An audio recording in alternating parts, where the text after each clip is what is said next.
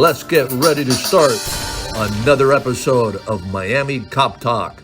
Another episode of Miami Cop Talk. We got a real special show today. It's messaging about COVID and other things. With me is my co-host and partner, Robert Asencio. Robert, you want to break the news on who our guests are today? The chair of the Dade Chiefs COVID-19 committee, the Village of El Portal Chief David Magnusson. He's back with us. We have on the line our county mayor, Daniella Levine Cava. Welcome, Mayor.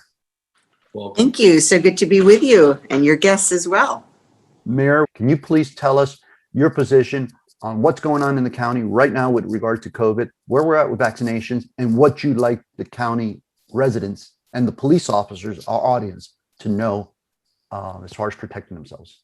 Well, thank you so much, Robert, and thank you to the chief and to the mayor and to your partner and to all of the listeners.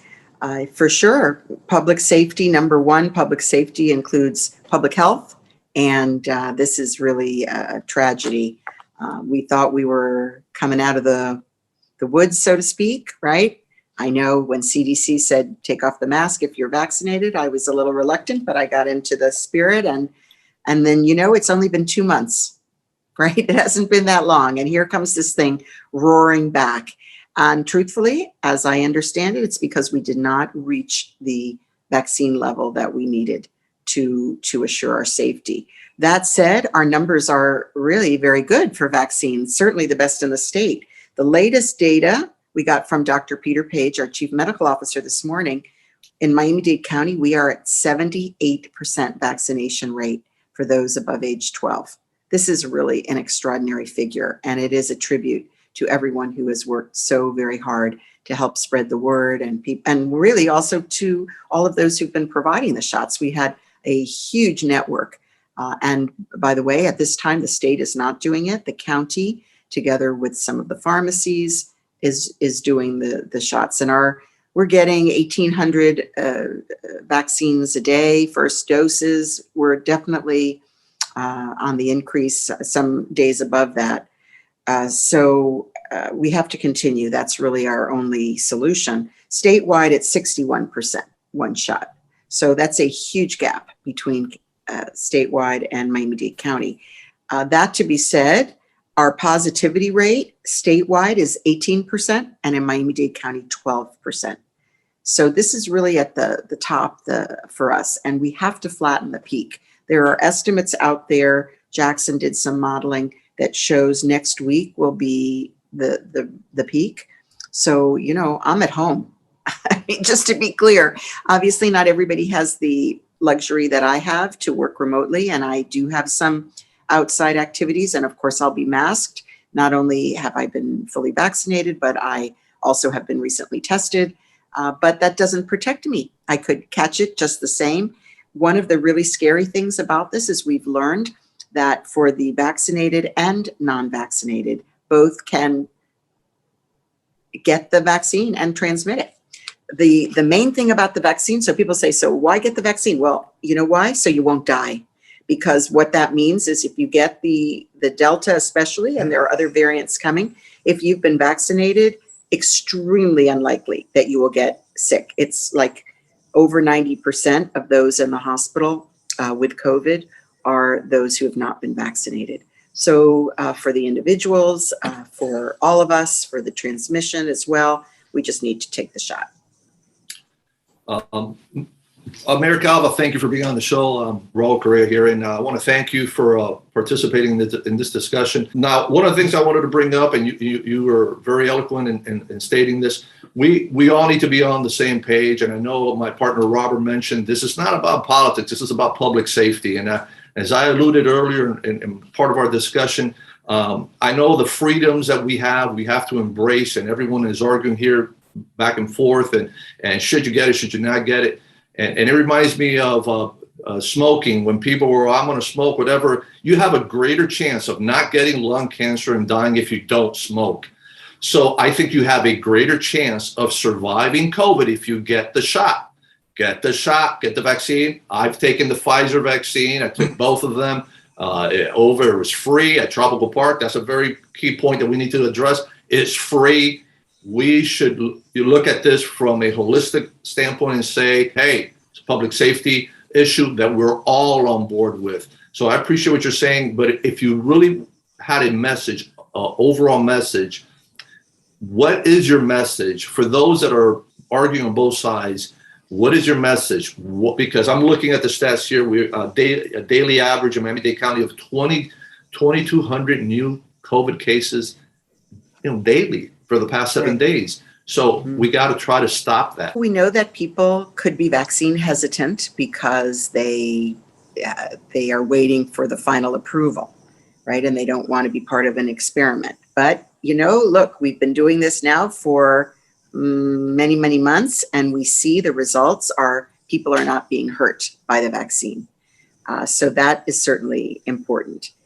The other thing I would say is, you have to weigh the fears of the unknown of this shot versus the certainty that this highly transmissible virus is going to get to you. And no matter your health status, no matter vulnerable or not, you have a very high chance of getting extremely sick.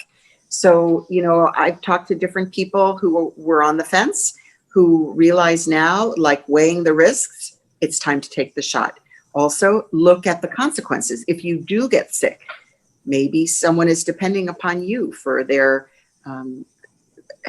daily needs. Maybe you have children that you're caring for. Maybe you have a house that you've been paying for. All of these things will put that in jeopardy. So, think about the consequences of not getting over that small amount of fear that you have. Now, there are some people who are just buying the misinformation and the lies about this. What can I tell you?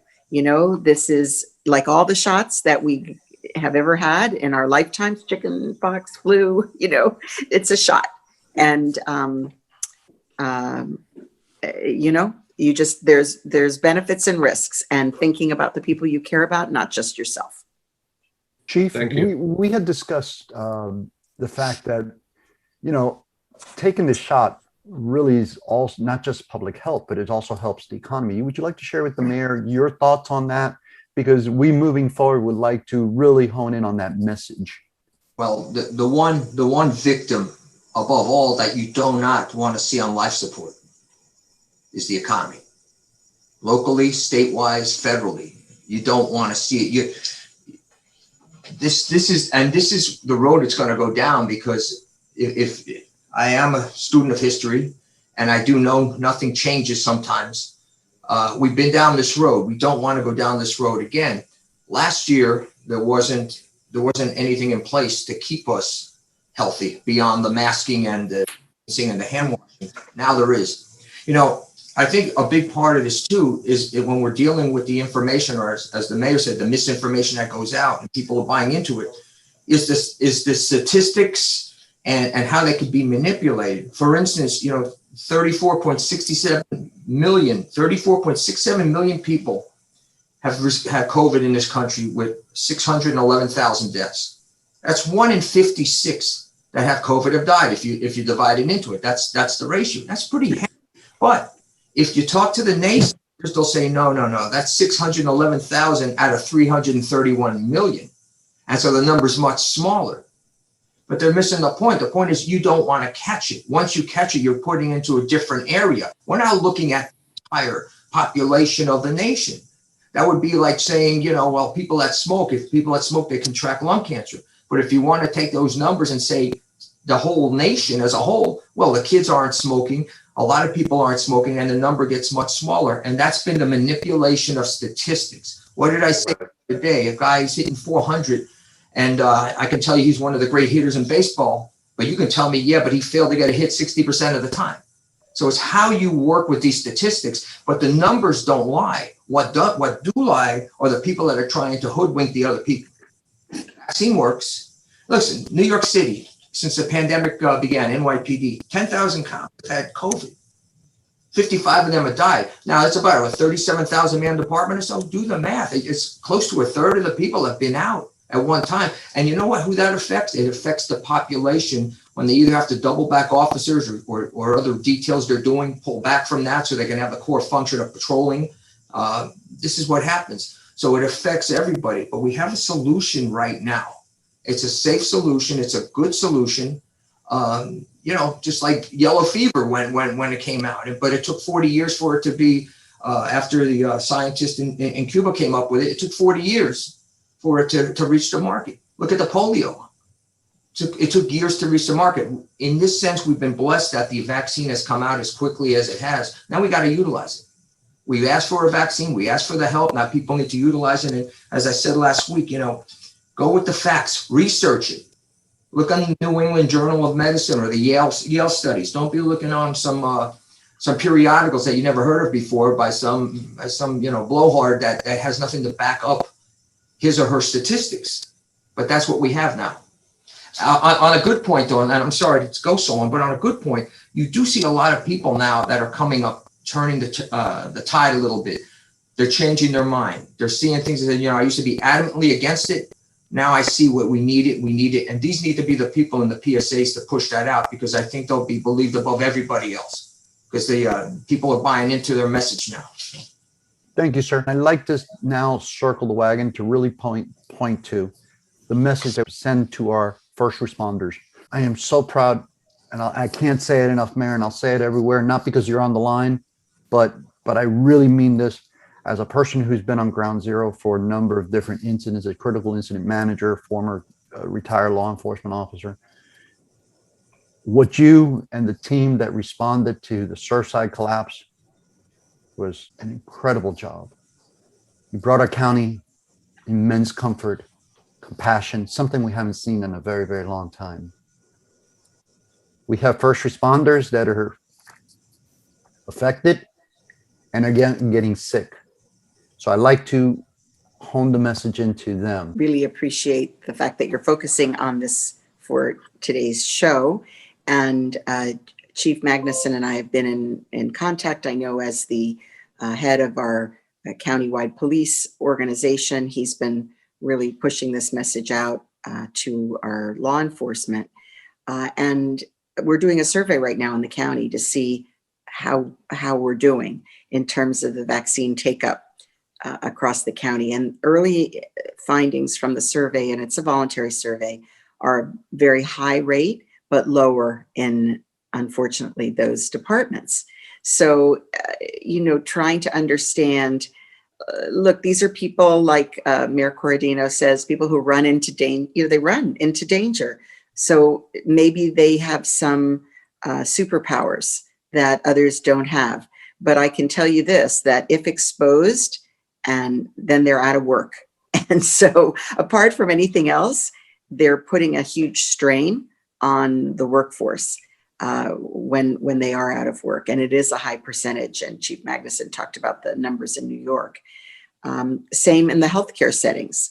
Right now, we have hospitals that are starting to look at mandatory vaccination. It's very difficult to imagine being in a hospital for safety and you have a number of people around you who, unbeknownst to them, could be spreading the disease. And masks or no masks, this is highly transmissive, 6 times more transmissive than the original strain. So, like I'm saying, I'm hunkering down. This is scary. Unfortunately, our first responders, they don't have a choice. That's their job, is to be out there helping the public. So, I think to just remind yourselves, ladies and gentlemen, that you are our superheroes, but you don't have those kinds of superpowers. When you fly, and they talk about, they go through the spiel, the flight attendants, and they talk about when the air mask drops, put it on yourself first before you put it on your child. Protect and we serve. But we got to protect ourselves first before we can protect others. As the mayor said a moment ago, we're not doing anybody any good if we're laid up at home for a week or 2 weeks, what have you. We need to be out there to fight the good fight and to protect and serve. And we got to start with ourselves. Thank you, Chief. And as we get ready to close, I want to thank our guests. We like to say here on Miami Cop Talk, one community, one voice. And our voice is be safe, do the right thing, protect the public, protect yourself, and let's all get through this together. This was a message on the COVID situation we're dealing with here in Miami-Dade County in South Florida. So thank you for being on the show. And that's been another episode of Miami Cop Talk. You have been listening to Miami Cop Talk. We hope you have enjoyed this episode, and visit us at MiamiCopTalk.com to get the latest on all our broadcasts. We want to thank our partners and sponsors that have made Miami Cop Talk possible. And on behalf of Robert Asencio and Raul Correa, we want to thank you for listening to Miami Cop Talk. Stay connected and visit us at MiamiCopTalk.com.